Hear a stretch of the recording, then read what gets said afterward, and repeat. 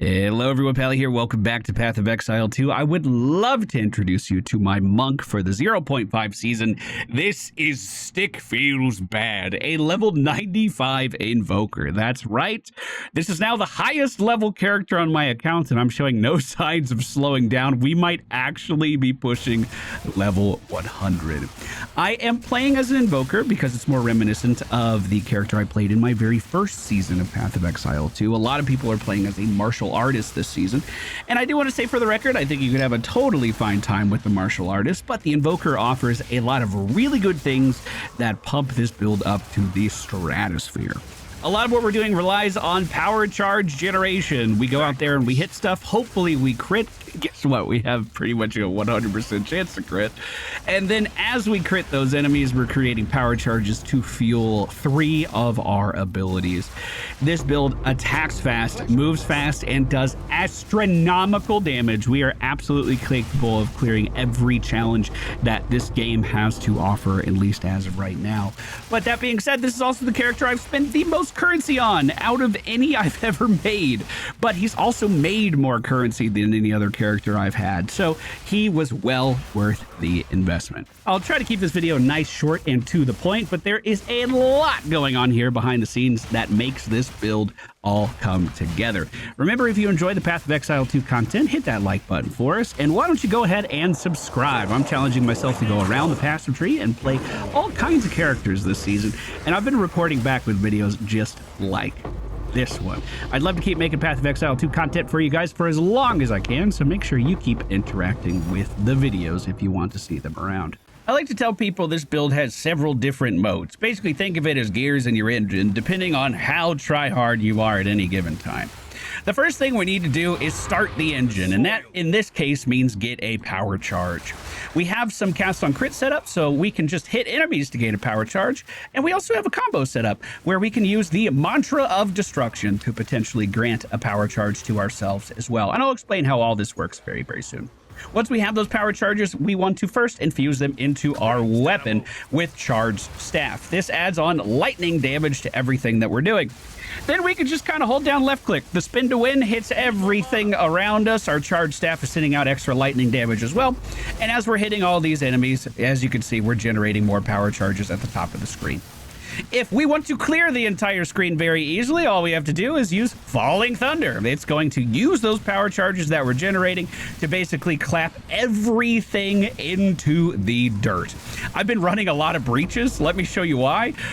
If I go ahead and stabilize this really fast, as long as Falling Thunder has a power charge ready to go, and you'll notice how easy this breach is for me to clear. I'm just kind of spinning around. I run a lot of tablets that spawn extra elites, so we're about to see at least 15 elites pop out of this breach. Here they are now, and here they go. We just hit Falling Thunder and kind of walked towards them, and I killed them all. I'm also using a Headhunter in this build, so basically I just stole 31 elite buffs from our enemies, and now I can use them however I see fit. If that isn't the speed you're trying to go, you always have the star of the show. Flicker Strike is always waiting to be used. The better the density, the better your results. We have power charges. Let's let it rip. Flicker Strike allows Ziri to take the wheel. I don't know where I'm going to end up. It might be very far away from this breach. It might be exactly where we started. But Flicker Strike will take me around, expend my power charges as I'm flying, and then allow me to deal massive damage to every enemy that we encounter. With this one Flicker Strike barrage, we actually started 2 different breaches here that we're going to have to close. Now, this ability may just bounce to one enemy. It may send you into the stratosphere. Your mileage is always going to vary with Flicker Strike, which is one of the reasons it's such a fun ability, to be honest with you. This first breach has been closed. Let's see if I can make it over to the other one. We're just slamming our staff around trying to kill off these guys. It looks like we spawned the breach boss too, but I killed him. He sure is talking a lot for a dead guy. We're going to go ahead and take my Headhunter off, put it back on. That way all of our buffs fall off and you can see what kind of damage we are actually doing versus bosses too, because we are so explosive during the majority of the map. Maybe you think we're a little less explosive here. We're not. My weapon buff just fell off. So when we don't have our cast on crit set up fueling our charges, we do have to use the Mantra of Destruction. It just gave me enough power charges to go ahead and reignite my weapon with that extra lightning damage. I already pushed the boss to his phase where he's going to walk over here and try to open the door. I just combo point enough up to the point where I can Mantra of Destruction again, and then we Flicker Strike onto the boss. We hit another immunity threshold. He's going to go do his thing where he picks up his bell and goes to break down the door. But essentially, we just hit enemies enough to build up combo points for Mantra of Destruction. We cash in those combo points to give ourselves a power charge, and then we just go to town with damage. I really can't stress how easy this build is to play. There are a lot of moving things going on in the background to make it easy to play, but the majority of all I'm doing is just kind of holding down shift and left clicking on the majority of these maps. It's a very low stress play style. Oh, there's elites. Let's just go ahead and use Falling Thunder, clear the screen, and now that that's done, we could either put enemies back in the blender holding down left click or start flicking around the map to be even faster. I gotta go get that loot though. Stop teleporting me away. I need this. Next, we're gonna take a look at our skills and the support gems that make all of this possible. While we're doing this, I'm gonna give Editor Walter a little bit more work too, so you should be seeing some gameplay on the screen while we are doing this as well. We're gonna start with Whirling Assault. This is our main spin to win that we've been using to clear the majority of the map. This is the blender that the enemies just get chopped up in. We are supporting this with Rage 3 as we attack enemies. This is going to build Rage and increase our attack damage. Elemental Armament 2 increases our elemental attack damage by 25%. Oisin's Oath gives us Mana Leech, not based off of our character's physical damage, but actually our elemental damage.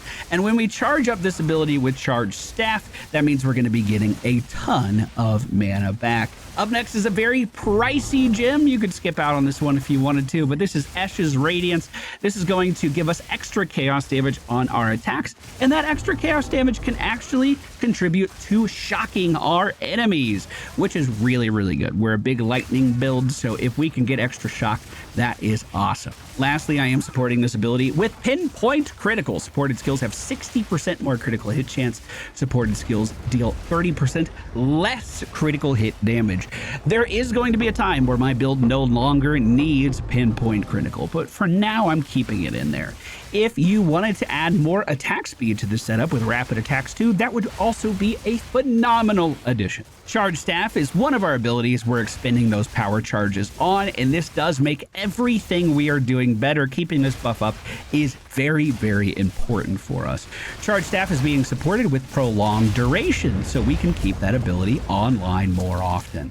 We're then using Perpetual Charge. There's a chance that my power charges aren't consumed when we activate our weapon buff, and that means I can start using those power charges for dealing really big damage. We then have Innervate, gain 25% lightning damage for 5 seconds on killing a shocked enemy. We're shocking everything. This has a ton of uptime. Elemental Armament 2 gives us 25% more elemental attack damage. And lastly, we're rounding out with Blind 2. As we hit enemies with that lightning charge from our weapon, we have a chance to make them not be able to see. And that comes into play when we take a look at Flicker Strike. This is the really explosive button we can press to start ripping through a map at light speed. The very first support we have for this bad boy is Blindsided. If we are attacking a blinded enemy, we have 15% more chance to critically hit. Next, we have Hit and Run. Basically, the further I travel, the more damage we're going to be sending into our enemies. Perpetual Charge. Just in case we can hold on to those sweet, sweet power charges, we want to. Close Combat 1 is next. We deal bonus damage to any enemies that we are very close to. Flicker Strike basically puts us right up against their hitbox. And we're amplifying our damage even more with Concentrated Area, lowering the area of effect, how wide this ability is, but concentrating its damage in a smaller area. Our last attack that we have in our build is Falling Thunder. This is the button I press when I have power charges and I want to clear the entire screen. That example of us ending the breach, a bunch of elites spawning, and then all of those elites being deleted is exactly why I have this ability. We are supporting it with Nova projectiles, which makes our projectiles fire in a circle around our character. This is a frontal cone by default. We then have Ricochet too, so that lightning can bounce off walls and hit enemies again. Elemental Focus giving us 25% more elemental damage, but we cannot shock enemies. We're not shocking with that. It is well worth it. Elemental Armament 2 gives us 25% more elemental damage as well.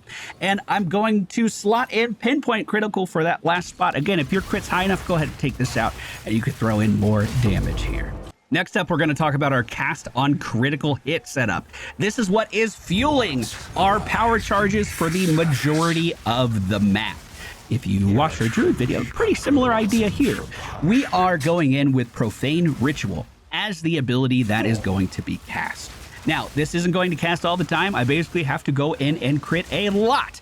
That's why having a super high crit chance, again, we're nearing 100%, means we're going to have more uptime on Profane Ritual as well. What this does is if there's a dead body on the ground, we draw a circle around it, and then that circle explodes.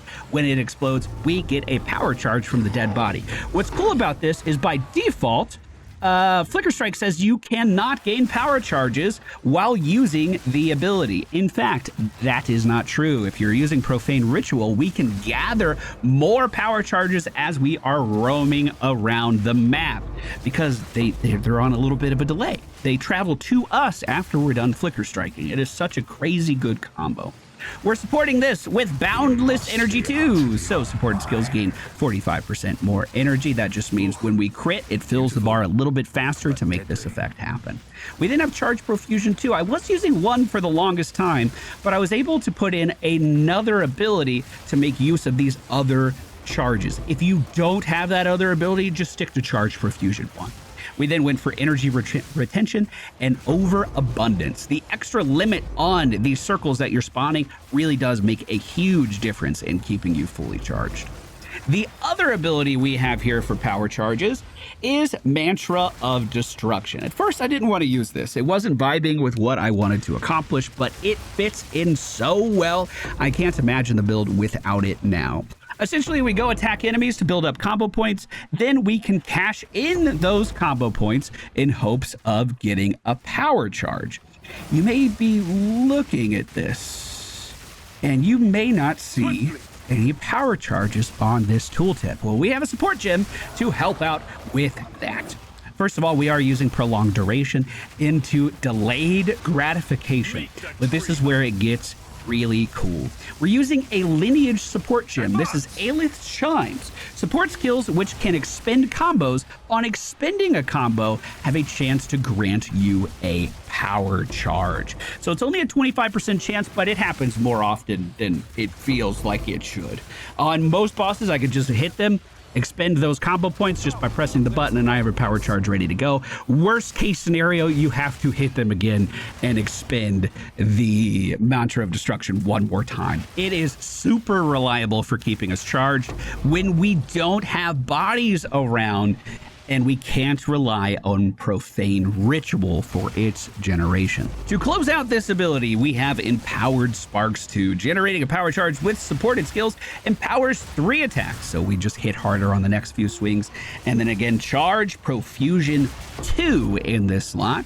You can also just use Charge Profusion 1 if you want to continue to just generate those power charges.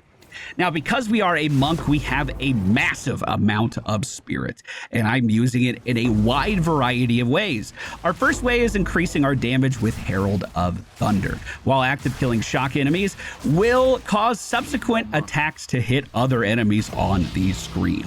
We're supporting this with Elemental Armament 2, Living Lightning, which spawns little projectile pets as well, Lightning Mastery, Magnified Area, and Pinpoint Critical yet again. For our defensive layer, we have Wind Dancer. This is going to be a buff that stays on me all the time and gets more powerful the longer it's active. If an enemy does manage to hit me, the power resets and it has to build again. But essentially, this is just giving me really good evasion that's on all of the time, just for a small spirit cost. We're upgrading this with Magnified Area into Blind 2, Close Combat 2, Elemental Armament 2, and Maim. If the enemy does manage to hit me, we're maiming them, we're blinding them, and hopefully going to empower our damage even more with Flicker Strike because of that blind side. Next up, we have our Blasphemy Aura. Only one curse in it this time. It's not like our Sorcerer build, but we're using a new one. This is Repulsion. Target an area with a curse, and basically it's going to push enemies back all the time. When you put this into Blasphemy, you're no longer targeting an area. And I'm not sure how this actually spends its stuff, because it says it has to spend our ward to push enemies away, but it looks like we're skipping out on that cost as well. Basically, if enemies get too close to me, a little rune is going to appear on them, and they're going to start to be pushed back.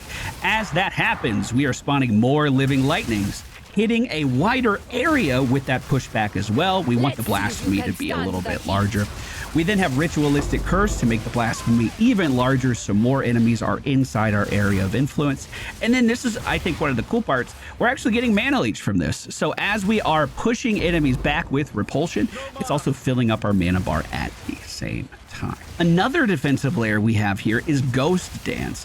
While we already have something for our evasion to help keep us safer, this is a buff for our energy shield to help keep us safer. If an enemy does manage to hit me, we're going to expend a charge of this and start to regenerate my energy shield much faster.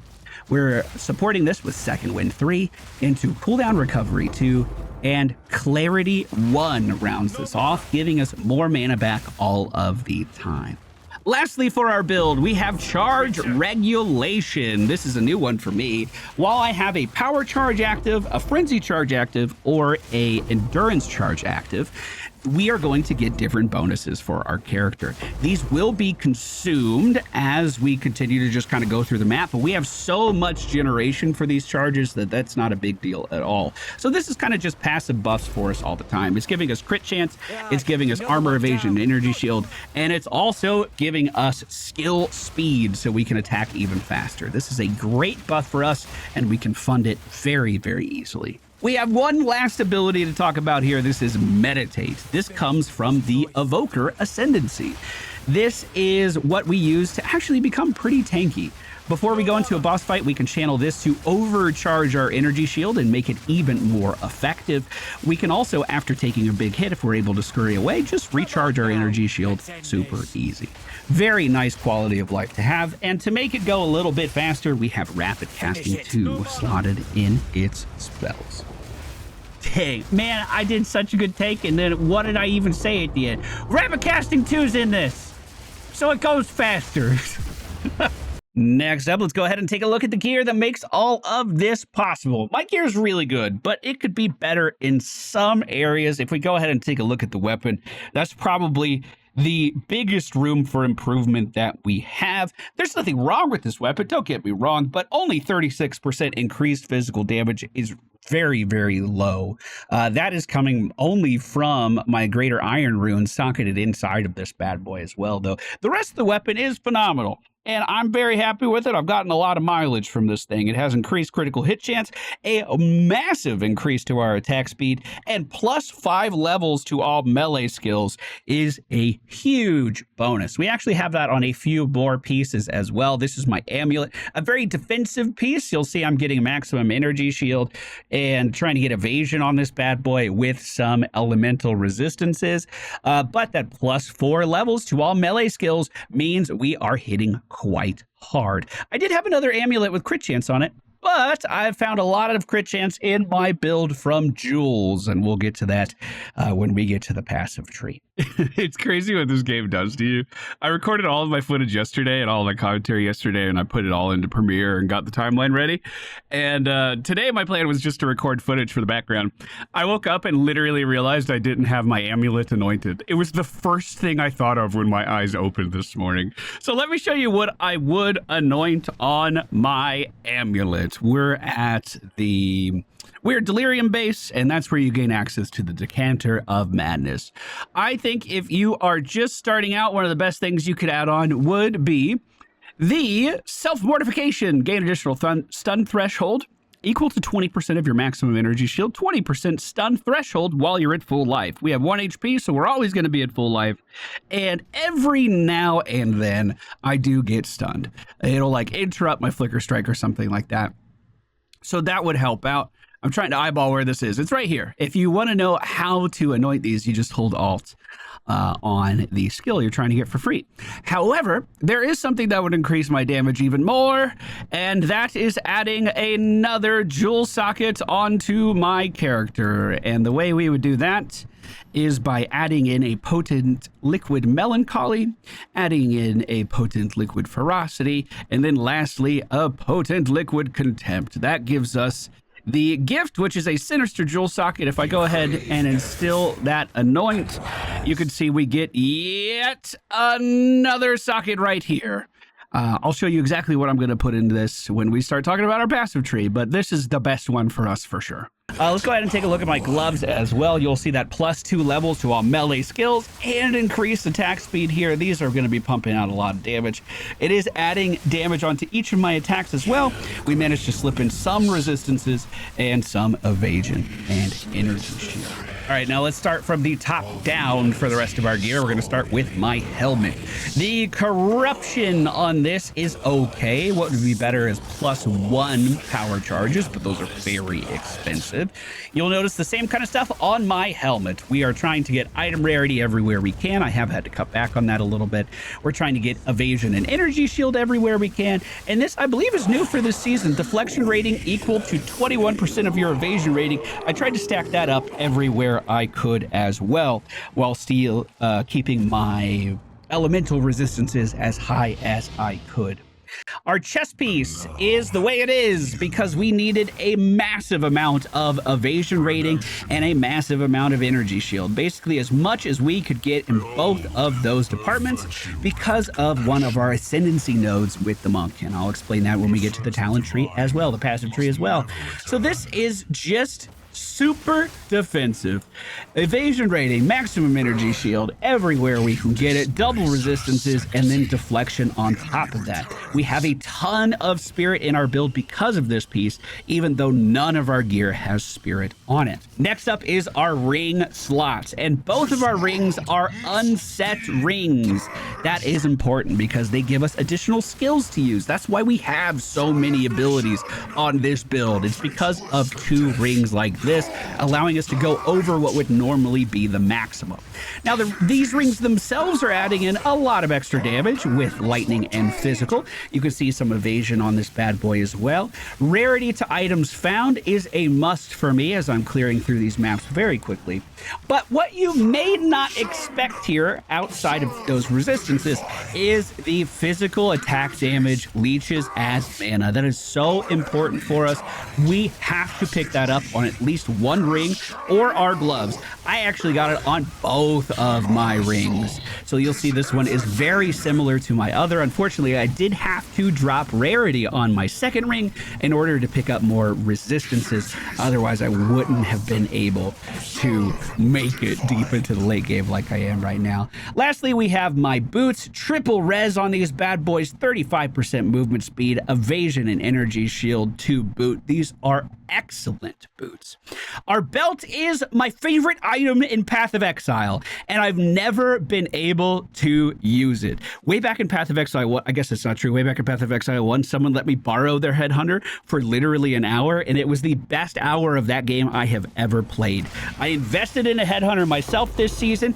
The price of this is actually dropping. It feels like they made these things a bit more common this season, but it is such an incredible item, especially when we are clearing out maps as fast as we are. are, because every single rare enemy that we kill, we take from them what makes them rare. We steal their elite affixes. We steal their mana drain circles, their stupid fireballs they're firing off in every direction, their temporal bubbles that keep them safe. We take it all and we hold on them for a whole minute. If you're doing the strategy that I showed at the beginning of the video, where I'm just smashing an entire breach full of elites, I have literally gotten every single elite modifier in the game on my character at one time. I ascended to godhood and it felt incredible. There are better belts in the game for fighting bosses and single targets. However, I don't think I would ever put this down. It is too insanely good for maps. I absolutely love my Headhunter. My potions are the Blood of the Warrior Gargantuan Life Flask. This gives us bonuses to our rage, so we can hold on to it and deal extra damage. Essentially spin to win on an enemy to fill this red bar. Once the red bar is filled, you can keep it there just by using this flask. Our mana flask is completely taken care of. We don't have to think about it at all. This thing just gives us a drip feed of mana. And for the most part, this along with our leech is more than enough. I do have one special charm here. This is the Rite of Passion's Golden Charm. If I kill a rare, I get a bonus to my energy shield and a little owl spawns. I've never used one of these before. It's kind of cool. This is the defensive version. There is an offensive one. I don't have that yet. Yeah, maybe I should have got that. Last but not least, let's go ahead and take a look at the passive tree. Now, unfortunately, a lot of stat stackers and a lot of high-end crit builds end up looking very, very similar on the passive tree. It is a lot of traveling to get these jewel sockets. Jewels can provide such an incredible boost to your character's overall output that they become super high priority slots. And we kind of end up ignoring the majority of the passive tree, which I personally don't find anywhere near as fulfilling, even though we are doing some pretty cool stuff here. So first things first, here are my jewels. I crafted all of these big ones for me for this build. This is the only thing I've ever crafted was jewels, and I learned how to do it this season. They were selling for a massive amount of divines. This jewel in particular is probably worth 200 to 250 divines when I was crafting it. The price on these has fallen out. They're like half that cost now. So it's a buyer's market, I guess is what I'm telling you. But these are really interesting. I'm going to nerd out a little bit. These are really interesting because it's 3 suffixes on a single jewel. And the suffixes are usually where you get your DPS from. So we're looking at this bad boy right here. The suffixes are increased critical damage bonus, increased critical hit chance, and meta skills gain more energy. That's our cast on crit. The prefix is increased elemental damage. Everything we're doing is elemental damage. So this is one of the best damage upgrades we could ever hope to get. And I made it. And that feels amazing.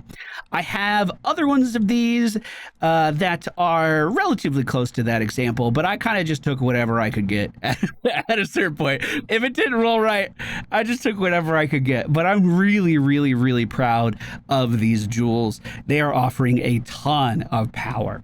We have one that is different, though, and that is this Time Lost Emerald. This bad boy is insane. Notable passives in the radius also grant 1% increased movement speed. Notable passives in radius also grant 8% increased critical hit chance. Notable passives in the radius also grant 12% increased critical hit damage bonus. And small passives also give projectile damage. This item was like 250 exalts when I bought it. I don't know what they're up to now. Basically what I'm saying is this jewel is worth more than my 2 other characters put together outside of my monk. That's insane to me. But every single one of these nodes now gives us just absurd bonuses. Anything in this circle is going to give us just absurd bonuses. So at one point, I wasn't traveling across the passive tree. I had so many things just spent in here, and that's where a ton of my player power was coming from. Jewels like this are absolutely insane, and this is something I'm going to move over to my ranger in the future as well. I think this was a good investment for this season's challenge.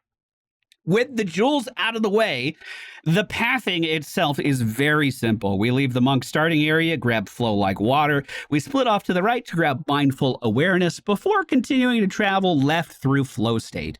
From there, we grab the moment of truth, grab immaterial. I don't think I said that right. Maybe I did. And then make our way over to the deadly force, grabbing that jewel socket along the way. The only things you really see me traveling for is more defenses, because all of our offenses from this point on, all of our offensive side of the build is completely taken care of by the jewels. So here I'm picking up Spectral Ward so I can give myself more energy shield and evasion based on how good our body armor is. There's another thing we need a really good body armor for this build. I'll talk about that in a second. I then traveled over to Chaos Inoculation. We've talked about this a lot. I think all of our characters have been Chaos Inoculation this season. It makes us immune to chaos damage, makes us immune to bleeding, and that is why we only have 1 HP down here, just in case you were curious. We then grab additional stun threshold based off of our energy shield. That is really, really good to have. Patient Barrier gives us even more energy shield, and then we travel to that jewel socket. On the other side of this, we grab more crit damage from this node here. I'm probably going to grab Throat Seeker when I hit level 96. We grab more evasion and maximum energy shield from the first principle of the Hollow. The exception to my rule of not really investing much in what area would be the Quarterstaff nodes here. I did go all in. There's some really good crit bonuses down here and some really good stun and freeze bonuses up here. That daze is really cool too. So you can basically stun bosses out a little bit faster. If I wanted to travel more, the top part of this node would be what was chopped off. Then I already explained why we're doing everything we're doing here, but we have enhanced reflexes. It's already a good node. We're making it even better. These crit nodes are already great. We're making it even better. And then we get so much value from these dizzying hits and stupefy because of the jewel we have set up here. From there, we just travel. It's just travel. And if I could 1, 2, 3, 4, 5, yeah, we could absolutely take off the top of this, level up one more time, and give ourselves another jewel over here. If we make the jewel the same as this, it's going to be a better upgrade than just about anything that could give us, that we could get from the passive tree. At least that's my impression. Now for our ascendancy stuff, this is really cool. We start with Sunder my enemies, critical hits ignored, non-negative monster enemy elemental resistances. We basically just hit monsters for the damage we're trying to do. Their elemental resistances don't matter at all because we are critting nearly 100% of the time. The Soul Springs Eternal meta skills gain more energy and they have a increased reservation efficiency. So our cast on crit builds more and is cheaper to use. We then grab Meditate. This is our defensive skill that I talked about where we can overcharge our energy shield. But the star of the show is absolutely Lead Me Through Grace. +1 spirit for every 8 item energy shield on my body armor. +1 spirit for every 20 evasion rating on my body armor. Now, it's very important you read that last part. You cannot gain spirit from other equipment. So normally we would have spirit all over the place, on our chest piece, on our amulet. We have none of it. We just have evasion and energy shield, and this particular body armor has enough that it's giving me 240 total spirit. You can get one that's a little bit better. It's going to be very costly, but if your spirit for your build doesn't match mine, this would be where it's not lining up. I either have more evasion or more energy shield than you, or something got a little wonky in the process. Well, I said it was going to be a short and sweet video, and here we are half an hour later, but that is everything that makes my monk tick. I would love to know your guys' feelings down in the comments. Do you have anything you would change? I have absolutely taken tips and tricks from you guys on our previous builds, and they have made my characters better, so I'm all for that. Feel free to share your thoughts down below. If you enjoyed the video, hit the like button, and I am going to be working on the Ranger really soon. I got to be honest, I'm having a hard time peeling myself away from the monk. He's so much fun to play, but we're still working our way around the passive tree. I'm going to try it all, and Ranger is up next. Thank you all for being here. Hope to see you on the next one. Take care. Goodbye.